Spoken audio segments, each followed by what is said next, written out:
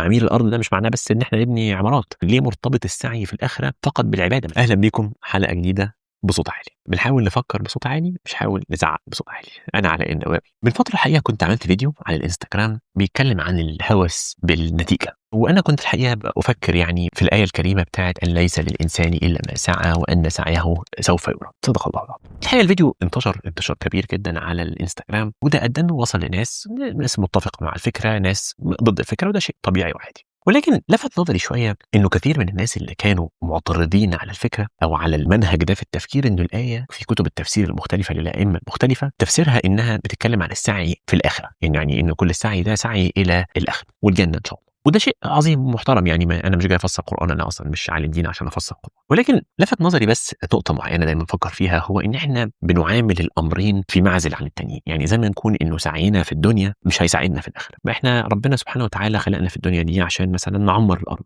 تعمير الارض ده مش معناه بس ان احنا نبني عمارات، ولكن احنا نبني عمارات وان احنا نعلم وان احنا نزرع ونطور علاج للامراض. كل ده تعمير في الارض، وانه ان احنا دورنا واحنا بنشتغل وبنخلق قيمة للي حوالينا، اللي بتبعت للناس دي فلوس، الفلوس دي اللي بتساعدهم يعملوا حاجات تانية. كل الكلام ده كله ما ده سعي، اكيد له مردود في الدنيا، ولكن اكيد برضو ربنا سبحانه وتعالى هيبني عليه مردود في الاخره. ليه مرتبط السعي في الاخره فقط بالعباده؟ ما العباده طبعا شيء جميل، ولكن هو اصلا عماره الارض جزء من العباده، العمل جزء من العباده، الصلاه والصوم والحج والزكاه وكل العبادات كلها مطلوبه طبعا 100%. مش انا اللي جاي اعدل على الكلام ده، ولكن هو ليه السعي والعمل مش مساهم معانا في الموضوع ده؟ ما هو اكيد مساهم معانا في الموضوع ده. الحقيقه انا اصلا لما عملت الفيديو ما كنتش بناقش اصلا الفكره دي، انا كنت بناقش الفكره بتاعه انه الانسان بقى بس بيقيس النجاح بنقطه النهايه. انا نجحت ورفعت الكاس ولا ما رفعتش الكاس؟ يا عم انا مش خدت ميداليه ولا ما خدتش ميداليه؟ ما احنا اكيد مش كلنا هناخد ميداليات. يعني حتى لو خدناها قسناها على الرياضه،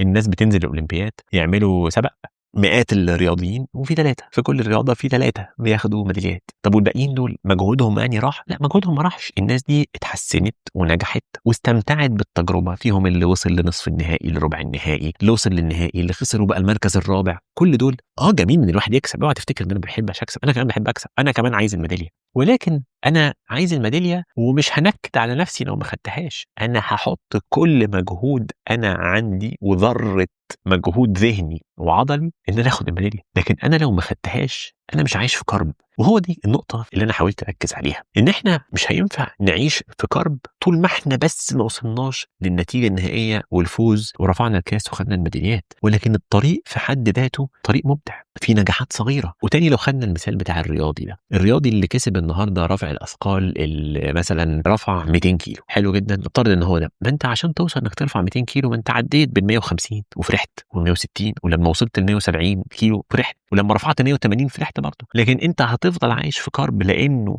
الرقم العالمي لرفع الاثقال 200 كيلو. يا ترفع 200 كيلو يا انت مش عايز. ما هي الدنيا ما بتطلعش، ما فيش حاجه سحريه، ما فيش عصايه سحريه يعني اصلا عشان تطلع للاجابه النهائيه مره واحده. هو كل حاجه في الدنيا 1% كل يوم تراكمهم فوق بعض لحد ما توصل للنتيجه اللي انت عايزها. وهو ده الحقيقه كان الهدف بتاعي من مناقشه فكره السعي، ان احنا بنسعى، وان انت لو مهتم وده حقك وده حق طبيعي لاي انسان انه يحس ان هو متشاف. يعني زي ما قلت في الفيديو الثاني، لو قعدت مع الاطباء النفسيين واللي بيدرسوا الانسان هيقول لك انه الانسان بيحب يبقى يتشاف. he wants to be seen، يعني انا احب ابقى باين، شوفني. ده حتى طلب مطلوب منك كأب، مطلوب منك كأم، مطلوب منك كزوج زوجة، انكم تبقوا شايفين الناس اللي حواليكوا دول. فانت كشخص الحاجات التانية دي اللي انت بتسعى فيها دي وعايز تحققها، انت محتاج تبقى متشاف. ولو انت مش حاسس انك متشاف فربنا سبحانه وتعالى شايفك وهيجازيك على هذا السعي. هيجازيك بقى في الدنيا ولا في الاخره، زي ما قلت، ان موضوع نتركه يعني العلماء الدين يفسروه لنا. ولكن ربنا سبحانه وتعالى في كل الاحوال شايفك. انت حطيت المجهود في الحاجه دي عشان انت نيتك كانت كويسه منها، انت نيتك كانت النجاح، نيتك ان انت تنفع بيها اللي حواليك، فانت خلاص تمام،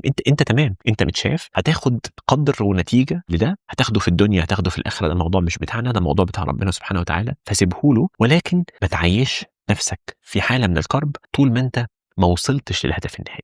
لان الحقيقه مؤخرا، مش مؤخرا ده ما اقصدش يعني بيه اخر سنه ولا 2 ولا 3، اقصد بيه يمكن اخر 10، خاصه مع انتشار موجه الشركات الناشئه والستارت ابس، وفلان اللي حقق نجاح هنا وباع الشركه بمئات الملايين هنا، وشوف الملياردير الفلاني. كل ده شيء جميل، ولكن هو في طريق الناس دي مشيت فيه وصلت لهذه النتيجة، لكن مش كل اللي هيمشي في الطريق ده هيوصل لهذه النتيجة، لكن مش كل اللي ما وصلش للنتيجة فاشل، ومش كل اللي ما وصلش لآخر خطوة ما بقاش يستحق أي شيء، لا ده يستحق، ده تعب وعمل مجهود والنتيجة موجودة documented، مكتوبة عند لا يغفل ولا ينام. فأنت ريح بالك شوية، بطل تبقى مهووس بفقط النتيجة النهائية، استمتع بالطريق والخطوات اللي انت مشيت عليها طول الوقت لحد ما توصل للخطوة النهائية ربنا أكرمك بيها، حققتها، برافو، ممتاز، انبسط أكتر واستمتع. ولما وصلتش للخطوة الأخيرة دي سعيت في الطريق ده وخلاص مفيش فيه نصيب، مفيش مشكلة، هتدور على طريق غيره وتبدأ سعي جديد، ولكن بخبرة وباستمتاع بالسعي القديم وبخبرة اللي انت اكتسبتها وتعلم من الأخطاء، وتنطلق من هناك إلى طريقة جديدة. أتمنى يكون الفكرة وصلت أكتر مع الشرح المستفيض، وإن شاء الله أشوفكم في فيديوهات تانية. تنسوش تشتركوا في القناة وقولوا لي بتفكروا في إيه بصوت عالي ونفكر فيه مع بعض.